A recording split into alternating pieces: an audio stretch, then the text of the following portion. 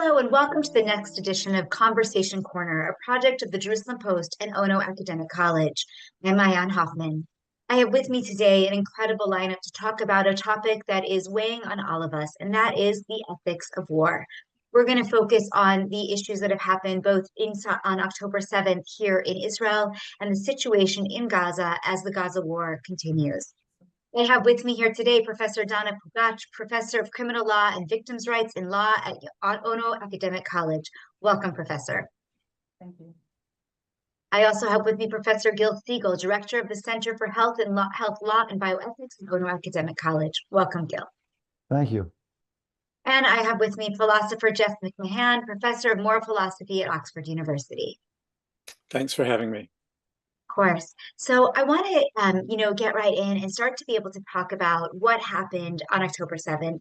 It's 5 months ago, and I think sometimes we tend to forget that this war started because of an intentional terrorist attack that happened in Israel on that day.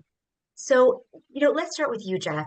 Did or does Israel have the right to act against Hamas after what it did on October 7th? Is this war justified? Well, those are really two different questions. Yes, Israel has a right to take effective action against Hamas. Whether the current war counts as effective action is another question. Okay, but Israel has a right to go back. Does anybody else want to weigh in on that question before we move to the next one? I would just add that in answering the question, one should employ at least three sets of rules and norms to answer the question. The first will be a legal. Has Israel met the basic requirements, the prerequisite that allow her to say this is justified self-defense action? Number one.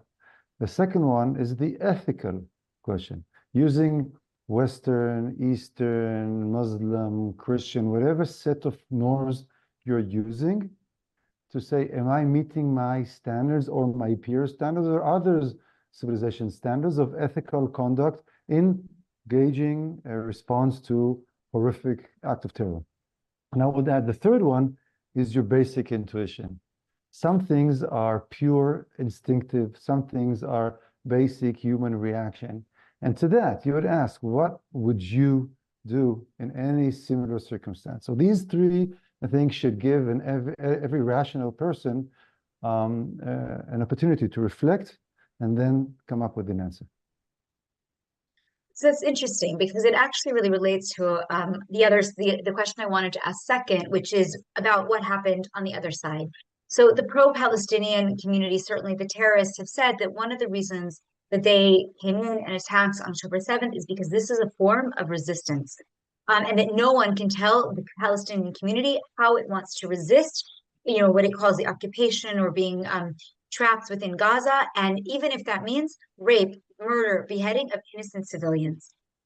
I think you've spoken about this before. Is it ethical for the Palestinian population to resist the Israeli and I'm saying occupation in quotes only because different people define it differently, and I don't want to take a stance as a journalist at the Jerusalem Post, but when you say they are resisting the occupation, is that allow then rape, murder, and beheading for that cause?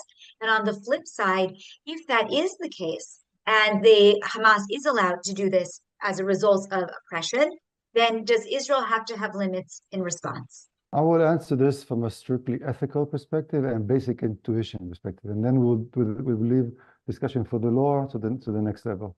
I think that this is a fine example of the hypocrisy and double standards of those who support the Palestinian cause, because those who say you can't tell me how I shall resist are basically saying the following: I get to choose how I resist, whatever horrific and horrendous action I will perform, but the minute that there is a retaliation, then there is a complaint about the measures. Now, you can't have the cake and eat it. Whether you are in the game, in the rules, the rules of the game apply to you. So you understand the ethics of war, you understand the norms of war, and you apply, then you will have a justified cause saying you can't do A or B. But since we can't tell Hamas how they can resist. So they certainly cannot whine and complain when justice heads their way. And therefore, you're either in the game of norms and ethics or you're not. What they have done is completely out of the realm of human Western behavior. And therefore, I find it extremely hypocritical and untenable to have any complaint on retaliation. Do you either Jeff or Dana have a response?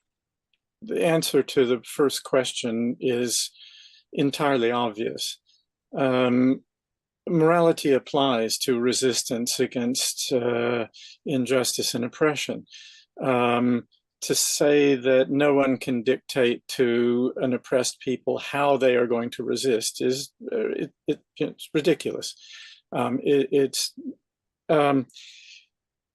I think one should dictate to the Hamas and the Palestinians how they should resist. My view has always been that the Palestinians should have used Gandhian techniques of nonviolent resistance against Israel from the start. And my view is that if they had had a leader like Gandhi rather than Arafat, they would have had their own state many decades ago. They have systematically acted against their own interests by the use of violence and terrorism. But just as morality itself objectively has something to say about what forms of resistance are permissible, the same applies to Israel's response to the wholly unjustified, and unjustified is putting it too mildly, action of Hamas on October 7th. It's interesting because when we talk about our response, there are different, I think, ways that people see it. So, here in Israel, we hear a lot from the IDF, from the Israel Defense Forces, talking about the extensive steps that they say that they are taking in order to defend the civilian population in Gaza. In December, the IDF officials released an assessment where they said that for every two civilian, there was two civilian deaths per combatant in Gaza. So 1 for 2, 1 combatant, 1 terrorist, two civilians. So even if that number is off by 1, in terms of what we've seen worldwide in war, the IDF is doing a pretty good job protecting civilians. On the other hand, the death toll, at least according to the Hamas-led health ministry, and we have no way to verify the facts at this stage, but says that there has been at least 30,000 people that have been killed. And we know from the World Health Organization and the United Nations, for all of the challenges that we may see facing, with those organizations, anti-Semitism, etc., we know that the World Health Organization has gone and has been at the hospitals. There is lack of medical care, lack of food, lack of water, and people are starving and suffering, and these are often civilians. So what is Israel's moral obligation? When does it become too much, our reaction to what happened on October 7th? And I guess the question really is, what are the rules here? Can I say something about what the rules are? Yes, please. In traditional just war theory, and even in contemporary just war theory, the two constraints on the conduct of war and on the resort to war are necessity and proportionality. So there's a question about whether this war in itself is necessary for the achievement of security for Israel. And then there's a question about whether the war as a whole is proportionate. And then there are questions about whether particular acts of war are necessary or proportionate. It's worth pointing out that when you mention the figure of roughly 30,000 people killed in Gaza, the most recent estimates from the UN, this is from the UN now, are that about 73,000 civilians or people, I guess, have been injured or wounded as well. So that takes the total to about 104,000 casualties of this war. And one of the things that you see in the press is that the figure of 1,200 Israelis killed on October 7th is contrasted with 31,000 Gazans killed subsequently. That leaves out the injured. There were comparatively few injured on October 7th, and that's because of the nature of the attack. The attack was by individual militants going into places with guns and shooting people who were right next to them rather than dropping bombs and that sort of thing. So The disparity between the number of deaths caused on October 7th and the number of deaths caused in Gaza subsequently is much lower than the disparity between the number of injuries caused on October 7th and the number of injuries caused to Gazans subsequently. And that is something that I've never seen commented on anywhere in the press, but it is relevant to the consideration of proportionality. I just wanted to add 2 points. The first one is that Israel is a state, while the Hamas is just a terror organization, and we try to comply to the international rules, of course, which is a big difference between the two. And the second point is that we still have 134 civilians abductees. They're not hostages because they're not soldiers, and that's a game changer for us as a country, because it changes the whole question of, from our point of view, of proportionality, of the measures that we can take in order to defend our citizens. Those are 134 innocent civilians, most of them. Some of them are soldiers, and we don't know what their condition is because the Hamas wouldn't even release the names at the moment. And I think that it has to be taken into consideration when asking about proportionality, about the measures that Israel can or cannot take. I agree with Jeff on the general aspect. However, we should not confuse the very essence of this action. The action is now rather clear. Hamas is a completely illegitimate organization. No one even has a doubt, I think, with a rational mind has a doubt about that. Now, if that is acceptable, you need to take down such an organization. And then you have, on the one hand, this organization having a strong grip on a society in Gaza. And by the way, just 2 hours ago, it was broadcast that Hamas went down and slaughtered in midday one of the leaders of the local families in Gaza, who was supposed to be some sort of a civic aid point for all the Gaza people looking for water, food, and shelter.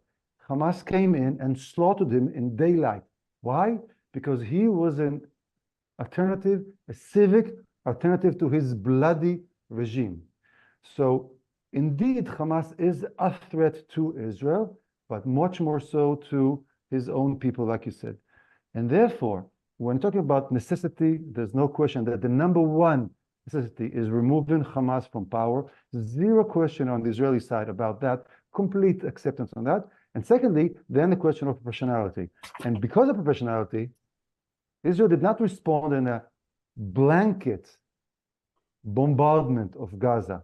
It went road by road, street by street, house by house, being so precise as war allows it. And while the casualties, as Jeff mentioned, are, and again, completely, I think, overstated, but even if half of it is true, it's still a tragedy for those people. But this is by far the most civic protected act of war, taking in mind the underground, the up over the ground, the complexities, the mining, the bombs, the booby traps, and everything. So I think it is completely unfortunate, but every limb, every chest, every head wounded is completely, unquestionably on the hands of Hamas and those who brought them to power, i.e. the population that voted for Hamas. I want to jump back to Dana just for a second and actually sort of piggyback on what both of you are saying, because when we talk about also the amount of casualties, we also probably need to talk about what happened to the casualties, because there are different kinds of casualties. There are casualties, as was mentioned, we had to put a rocket and flatten a building, and we told people to leave, and some people got hurt in some of the debris.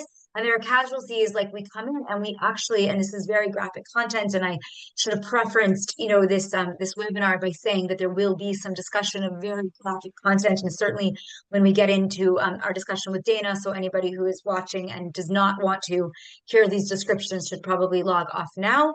But what Hamas did in terms of our casualties was not an issue of, as you mentioned, an army coming in and attacking a population, but rather really cutting people's limbs off, shooting people point blank in the head, And many of the people who were injured were burned in their homes, as opposed to what we're describing. So maybe, Dana, if you can talk a little bit to this and the things that we saw after October 7th, the day of, we didn't really understand, but in the aftermath, and certainly today, 5 months later, reports have come out of what really happened on October 7th. So could you describe it for our listeners?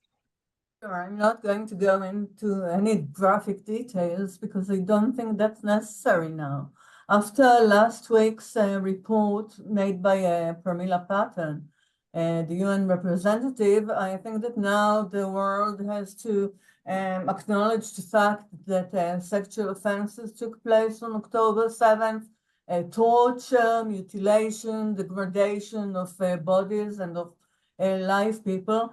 All the things that we've known for the last 5 months now have this stamp of the UN stamp that it really happened, because there's more than enough evidence to support that claim. And I have to say that it's not just sexual offenses against females, but we prefer to call it gender-related violence, because it was targeted both at men and at women, at children, female girls and boys. So these atrocities cannot be exaggerated, and there's, I think, very little that can be said in favor or in support of such atrocities committed against innocent civilians. It seems to me that the aim of Israel should be the elimination of Hamas.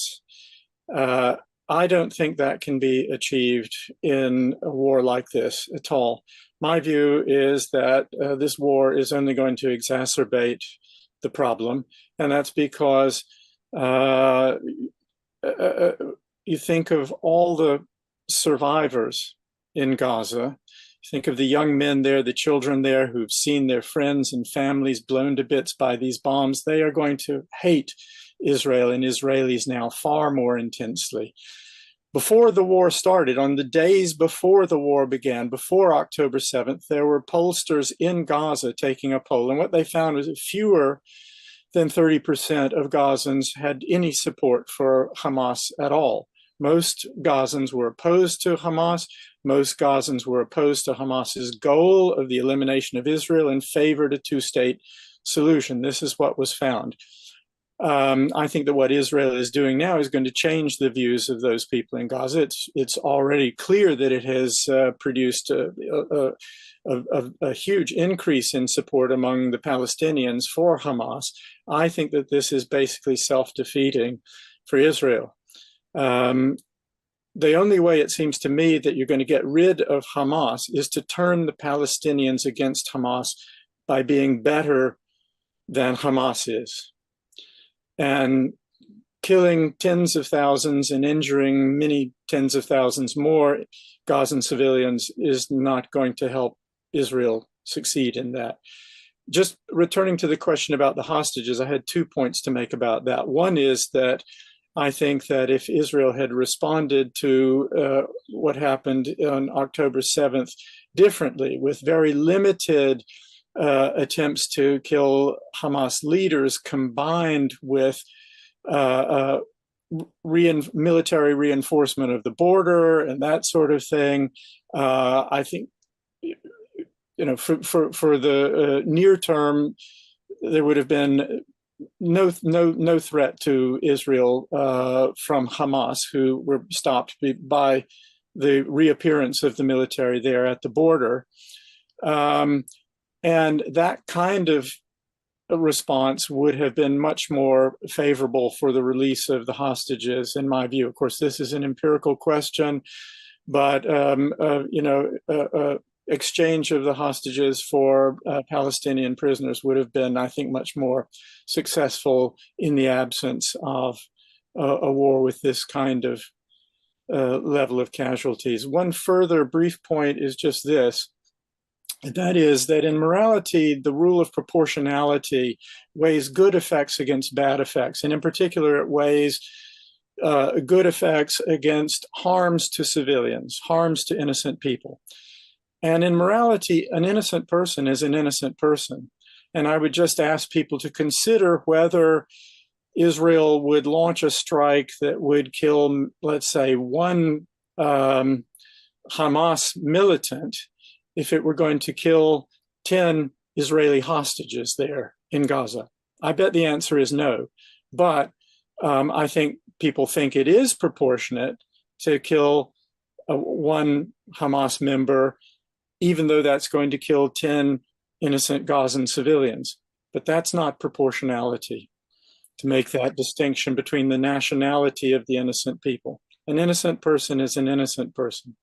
I just wanted to say, perhaps a little cynically, that our notion, the concept of innocent people has changed since October 7th, and particularly after some of the hostages came back and described how the population of Gaza, not Hamas people, but just the population, sheltered them, and how they were treated by people on the streets. I'm not so sure that we can call most of them innocent people or say that they really did not support Hamas. So that's interesting, because that's actually what I wanted to bring up, because if you Yeah. look at the data, it's very interesting. And, you know, you, Jeff, brought up data from inside Gaza, but there's also been data that has happened, you know, polling that has happened since the war by Ramallah think tanks and others that have showed that actually the majority of Gazans support the acts that happened on October 7th, as do, in fact, the Palestinians in the West Bank. In addition to that, there are many stories from the hostages and even that were caught on video.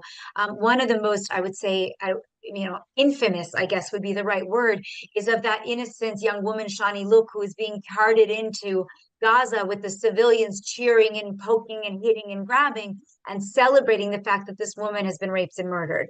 And so I think that the question is exactly what Zaina brought up, which is how do you define innocent? Is do you say, I want to, and many in the polls that were taken in the few months post the war, the Palestinians have not the Palestinians that were polled have not only said that they support Hamas on October 7th, but have in fact said they support Hamas. So even if the statistics have gone up, I guess, how do you define innocence? I mean, I think this is actually a very important question, because if I think, and the last thing I will say on this, and just, I mean, we've all seen so much of what happened on that day. And as somebody who watched all of these videos as a journalist and who witnessed, you know, in the communities days after what it looked like, there is a large amount of footage of people dressed in civilian clothing and taking part, or at least celebrating or looting, while all of this was going on.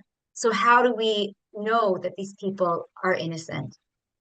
Innocent in just war theory means not having done anything to make one morally liable to be attacked or to be harmed in some way. So, a mother, Jeff, sending her son to war, feeding him and giving him, may God make you a martyr on the way to Jerusalem, to Al-Aqsa. Is she innocent?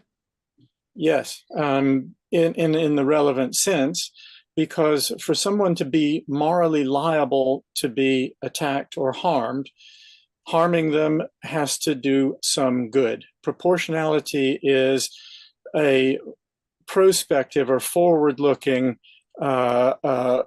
constraint on the morality of action. So for somebody to become liable to be harmed, it has to be the case that harming that person will do a certain amount of good that is proportionate in relation to the harm that is inflicted on that person.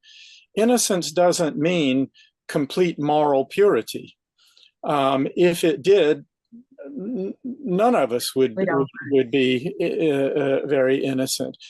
So the notion of innocence in just war theory is linked quite closely with the concept of liability to attack. So one has to ask of a mother who feeds her son and sends him off happily to become a martyr, whether killing her would do any good.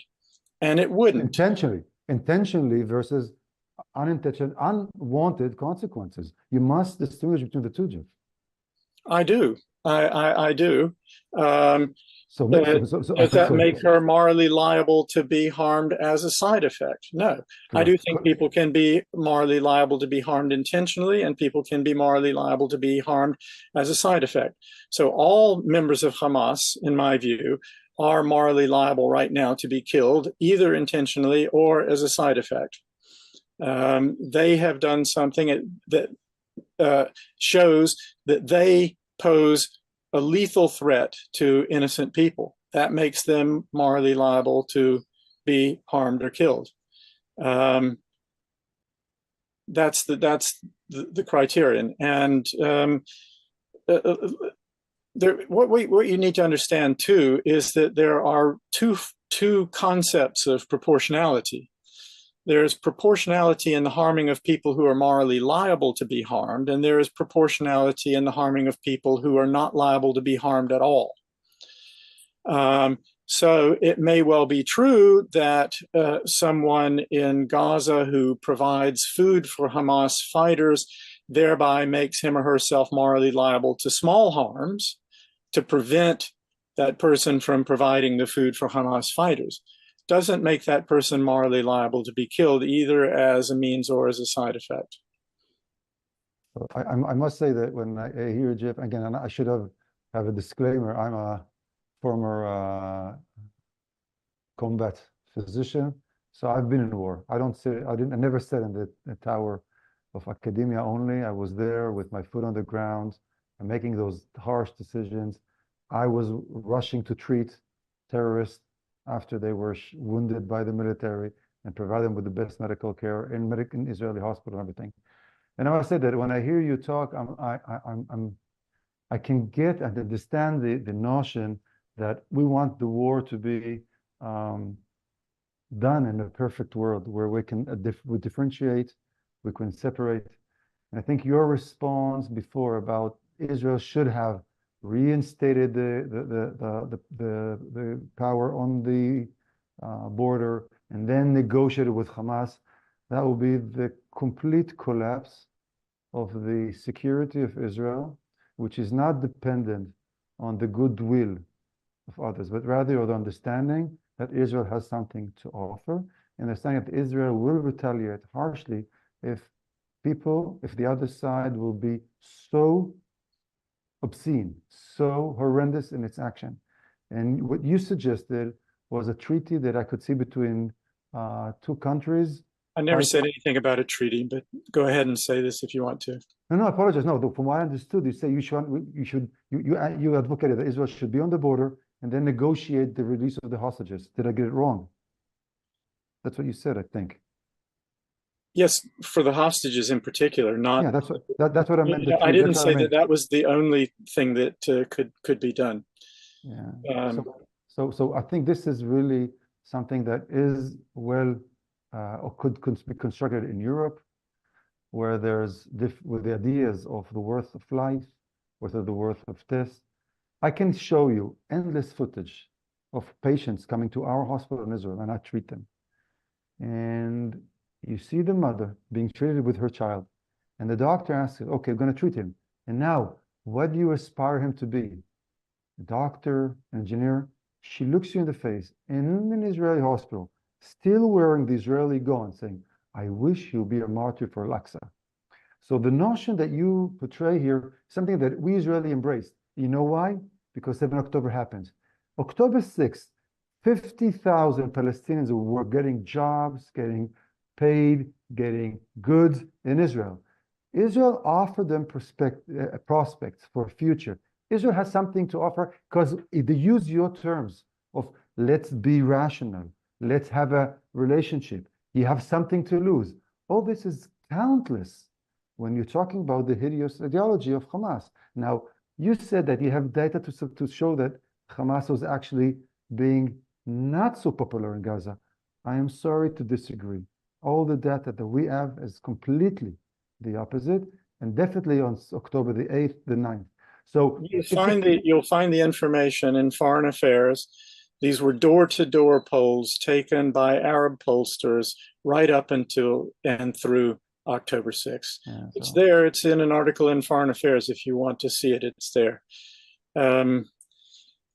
going back to what Dana said a little bit earlier about who is innocent, I think you're going to find that very many people among Palestinians who might have thought of Israeli civilians prior to this invasion of Gaza as innocent people are going to revise their view as well, just as Dana says that Israelis are revising their views about who is innocent in Gaza. And let me just say that it seems to me that in thinking this, the people on both sides are laying the groundwork for a much greater slaughter in the future. You're not going to get any closer to peace and justice by thinking in that way on either side. What's going to be required for peace is generosity, in the first instance from Israel, because Israel has all the power. Israel has all the wealth and all the power in this conflict. And I do think it's one of the great failings of Israel that it has never elicited by its actions better leadership from among the Palestinians than Hamas. There's a reason why people join Hamas and hate Israel and want to kill Israelis. I'm not saying that's justified. It's not. It's horrendous and awful. How do you recruit people to come and take machine guns and go in and shoot children? They are full of hatred. And what you have to do is, if you want peace with these people, diminish that hatred. And you're not going to do that by killing more children. Sorry, it's not going to happen. So let's jump to a related but side topic. Aid, humanitarian aid. You're talking, Jeff, about being kind and giving, and a lot of aid has been able to enter. In fact, there's different accounts how much was actually happening before, how much is happening now. Is it more? Is it less? But either way, aid makes its way in. But there is the fact that Hamas often steals and prevents aid from reaching the people. From an ethical perspective, what is the proper way to react when terrorists intentionally take cover behind their civilian population and are even preventing those citizens from receiving humanitarian aid by diverting it for their own needs? Who wants to start? I can say something if nobody else is burning to say something here. And that is that evil people, because of necessity and proportionality, have the power to limit what options are morally permissible for others. So, I mean, just take an outrageous and silly hypothetical example. Suppose that Putin were to announce that if American or European countries were to send any further aid, military aid to Ukraine, it would drop a nuclear bomb on Jerusalem. And suppose we knew that Putin meant that he really would do it if we sent another tank into Ukraine. Would it be permissible to go ahead and send a tank into Ukraine? No, obviously not. Putin has the power to make it disproportionate for a decent government to do something that would otherwise be permissible. That is one of the sad facts about morality. The fact that you could say that the United States could say after sending a tank into Ukraine and Putin then blew up Jerusalem with a nuclear bomb, the fact that the United States could say, oh, well, Putin did it. We're not responsible for that. We didn't have anything to do with it, is irrelevant. The question is whether Putin has the power to make it impermissible for the United States to do that. And he does. Similarly, if a terrorist wraps 500 innocent people around him so that you can't kill him without killing the 500 innocent people, it's impermissible to kill the terrorist unless he's going to, kill vastly more people unless you kill him. Then you might have what's called a lesser evil justification for attacking him by killing all the innocent shields he's gathered around him. But this is something that this is a power that evil people have. And I'm conceding, not conceding, I'm enthusiastically claiming that Hamas is pure evil.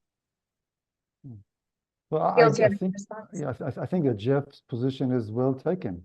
And that is exactly why the IDF is doing what it's doing. The IDF is using every mean of proportionality. He has aborted so many missions because collateral damage and innocent people were too many of them involved. And there's endless counts to that. But like we started our discussion, war is not a kitty world. War is an ugly eventuality, and you try to do the best. Now, with what Jeff's remarks, which are again makes a lot of sense, the veto power, or the way evil people can block your response, is something that is the basics of proportionality. Now, each case for its merits will have to be decided. I think the case you made is compelling. I would not stop sending humanitarian aid just because I know 60% of it will be taken by Hamas. I think that will carry the tune. But however, I would completely disagree to continuing this without having some sort of intervention to trying to minimize that to the most. And if that requires delaying, diverting, changing the route, whatever needs to be done to change that happening, and not saying, no, this is how it is, we just allow it. And by the way, this is very frequent. This is how the Muslims, the pro-Palestinian, pro-Hamas people do. Yeah, they will beat you on the demonstration. You'll never see a Jewish person beat you on demonstration. But the Muslims, yeah, they do that. That's part of their culture, whatever. No, should never ever accept that. There's a way to do with those who do not obey by the rules. So this again, go to humanitarian aid. Yes, you should stop and renegotiate and reinvent the wheel. So this eventuality should be as less as possible, as prominent as it is now. Can I add? I was going to ask for you to respond, please. Thank you. I just wanted to go back a little to Jeff's earlier remark and to say that I wish Jeff were right. But unfortunately, I think that we are now way beyond that point that if you're kind, people will be kind to you. In fact, many of the people who were killed on October 7th were fighting for the rights of our population, including the rights of the population of Gaza. And now they're being blamed that they were killed because of that, of being Arab lovers, etc. So it's way more complicated now than it was before. And the second point is that we have to take into consideration anti-Semitism, because we see it happening all over the world in the last 5 months, that we're being vindicated, we're being targeted just for being Jewish, for being Israeli. And it's very easy for people to take sides with Hamas only because even if they don't know anything about the dispute and about the roots of it, only because they're against Jewish people. So saying things like that we have to bear it quietly and be nice and be kind or behave other than we do now, I think it's very optimistic, but unfortunately we're way past that point now. And myself, I don't support at all starvation of the population in Gaza. I don't think that any lawyer or law academic can support it for different reasons. But that's not the only question here.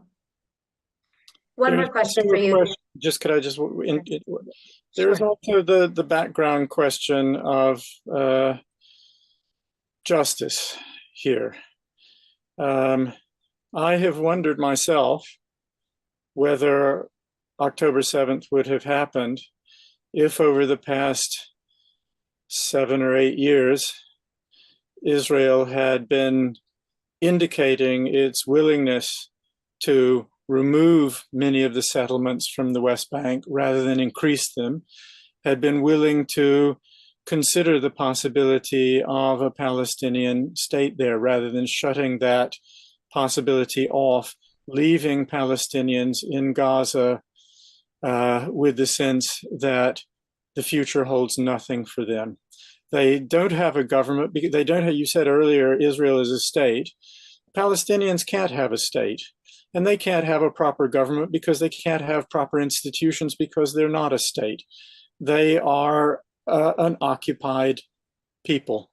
And in the conditions of occupation, very often the most ruthless and bestial elements of the population will rise to the top, which is what happened in Gaza with Hamas, who, by the way, were elected when they were not terrorists, but offered an alternative to what the Palestinians regarded as a corrupt group of leaders before. And they thought, I think this is my sense anyway, that Hamas, being, in my terms, religious fanatics, would be less corrupt. They turned out to be infinitely worse than what the Palestinians had before. But So, anyway, I'll Jeff, stop. I'm going to stop you just because time-wise we have to finish up. The only thing I do want to just make sure that we remember is that Israel disengaged from the Gaza Strip in 2005. West Bank and Gaza obviously connected, but one needs to remember that there was no occupying force in Gaza before October 7th. There hasn't been since 2005, even a soldier inside the enclave. Other humanitarian issues, yes, we can speak about, but in terms of Israel going in and occupying Gaza, we actually unilaterally withdrew in 2005. I want to move on just because we really are running out of time and we only have a couple of questions. I know that I'm sure Gil and Donna both want to respond to you, but I'm not going to let only because of time. And I'm going to say that tackle just two more really important questions before we have to sign off. I want to go back to Zana because we didn't really get to talk enough about the sexual violence. And I think that this is actually an ethical question because the question is actually this: is rape an inherent part of war? Back in the ancient centuries, it didn't happen necessarily as an act of war, but often after a war would end, there was rape and taking the women back to their the villages again. In ancient times, this isn't necessarily a modern thing, but we would see we can read a lot about that in the ancient wars. So is that inherent? Is rape something that we should have expect in a war or in an act of resistance, or is this totally unacceptable? And then with that, if you can also answer the question about the psychological, social, and cultural impacts of the acts of sexual violence, both on the Israeli population, but also on the Muslim population that committed those crimes. No, that's a very big question. I know, I'm sorry, but it really wanted to hear your thoughts on it. I'm not going to give a lecture about that, but of course, the sexual violence is not permitted under any circumstances, and it's been forbidden specifically under international law since 2002 and the Rome Statute, but it had been recognized before that as a war crime. I think that it's a very difficult question because people don't like to think about sexual violence during war, although it is not a rare occurrence. And we know now that in the former Yugoslavia, for example, there were tens of thousands of rape cases. I think that's it's mainly because wars are run by men. And that's a very masculine thing to do, and it shows dominance. And we know that rape is not about sex, it's about power. The same goes for wars, especially as it can lead to pregnancies. And we know that in the former Yugoslavia, as I mentioned, there were thousands of children who were born as a result of the rapes. Now, as to Israel, for us, this October 7th, I think, was a watershed in that on that account, because we've never seen anything like that. We'd never thought it would be possible for us to witness civilians being mutilated, being abused, sexually abused by the enemy. And so that's a new phenomenon. And the interesting thing is that also the Arab world has not been too forward in admitting it, because they claim that it goes against the Muslim tradition and the Muslim religion to rape Jewish women.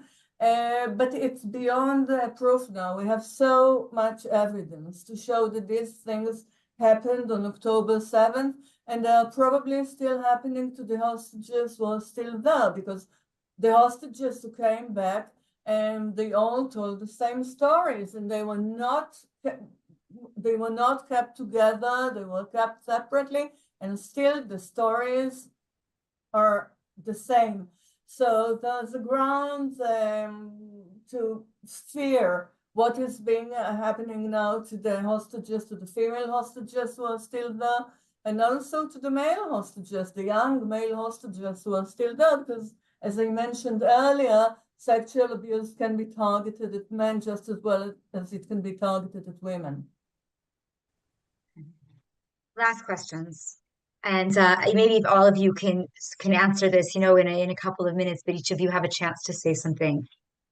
How important is the day after having a vision to us being able of what happens next, to us being able to conduct this war ethically?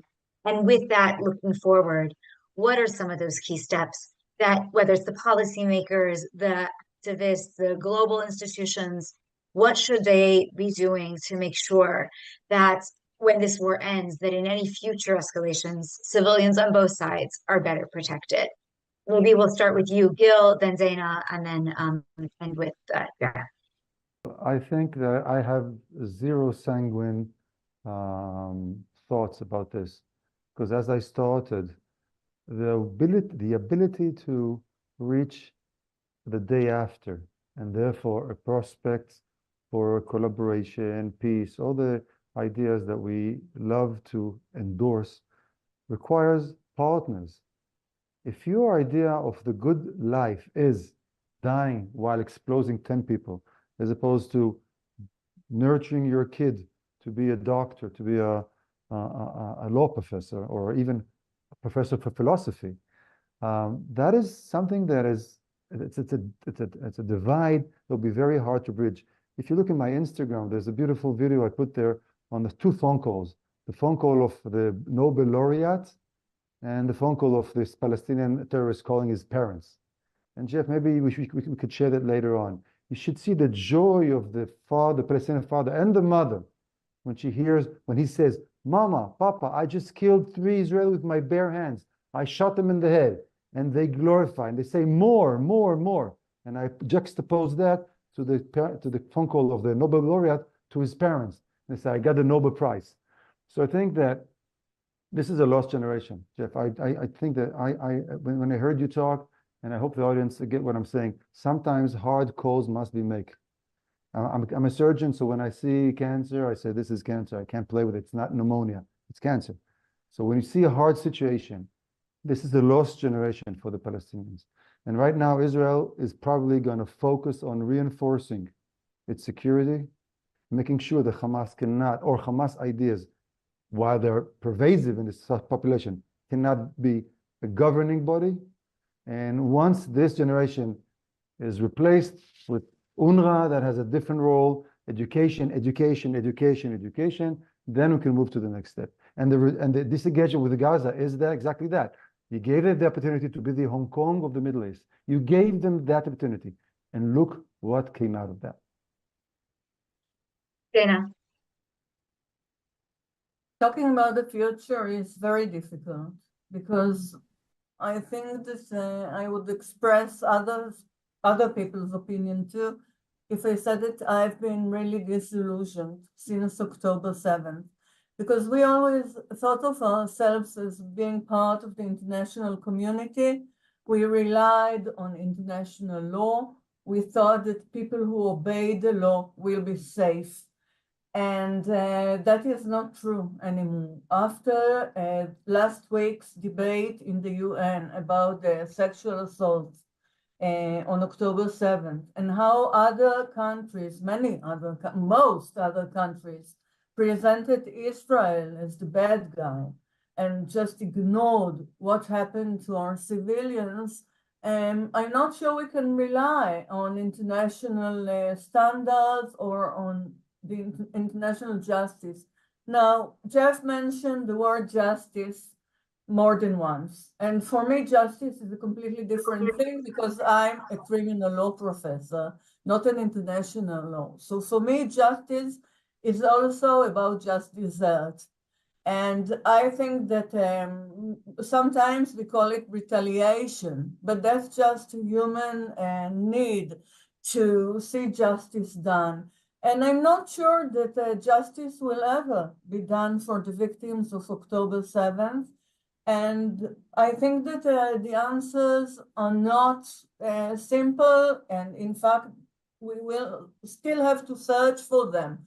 Because if anything, October 7th made everything much more complicated than it had been before. Jeff, final sentiments.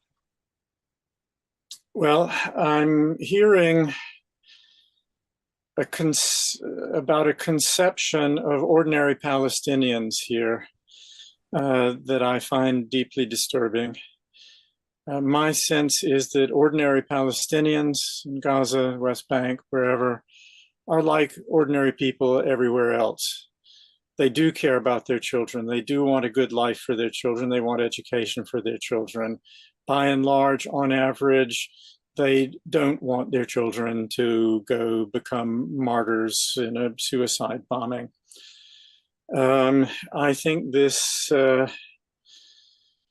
misconception about ordinary people that I'm hearing is going to be shared by Palestinians and many other people of ordinary Israelis, given what Israel has been doing in Gaza. And again, I think that this is deeply inimical to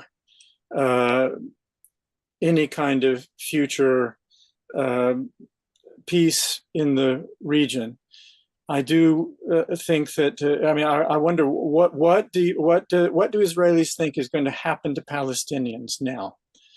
I mean, I get the sense that the real desire is to get everybody out of Gaza and into Egypt or somewhere like that.